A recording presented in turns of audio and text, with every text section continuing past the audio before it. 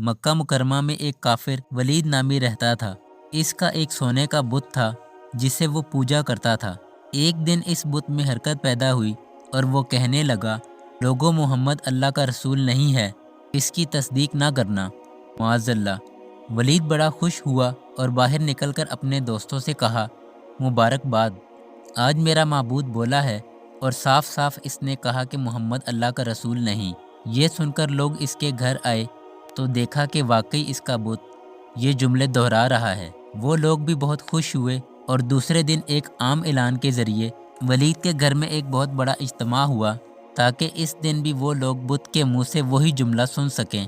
जब बड़ा इज्तिमा हुआ तो इन लोगों ने हजूर सल्लल्लाहु अलैहि वसल्लम को भी दावत दी ताकि हजूर भी खुद तशरीफ़ लाकर बुत के मुंह से वही बकवास सुन जाएं। चनाचे हजूर सल्लल्लाहु अलैहि वसल्लम भी तशरीफ़ ले आए। जब हजूर तशरीफ़ लाए तो बुत बोल उठा, ए मक्का वालों, सुनो, खूब जान लो कि मोहम्मद अल्लाह के सच्चे रसूल हैं। इनका हर इरशाद सच्चा है और इनका दीन बरहक है। तुम और तुम्हारे बुत झूठे हैं, गुमराह और गुमराह करने वाले हैं। अगर तुम इस सच्चे रसूल पर ईमान ना लाओगे तो जहन्नम में जाओगे। बस अक्लमंदी से काम लो और इस सच्चे रसूल की गुलामी इख्तियार कर लो।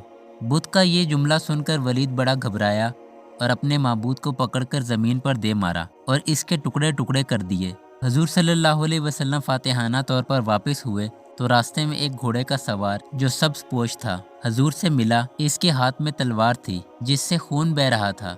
हजूर ने फरमाया, तुम कौन हो? वो बोला, हजूर, मैं जिन हूँ और आपका गुलाम और मुसलमान हूँ। मैं कुछ दिनों के लिए कहीं बाहर गया हुआ था।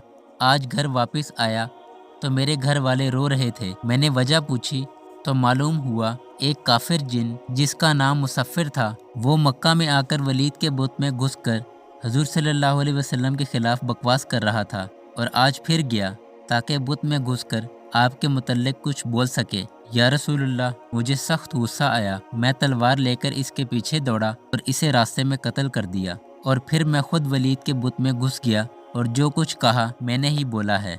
हजूर ने यह किस्सा सुना तो बड़ी मुसर्रत का इजहार किया और इस अपने गुलाम जिन के लिए दुआ फरमाई।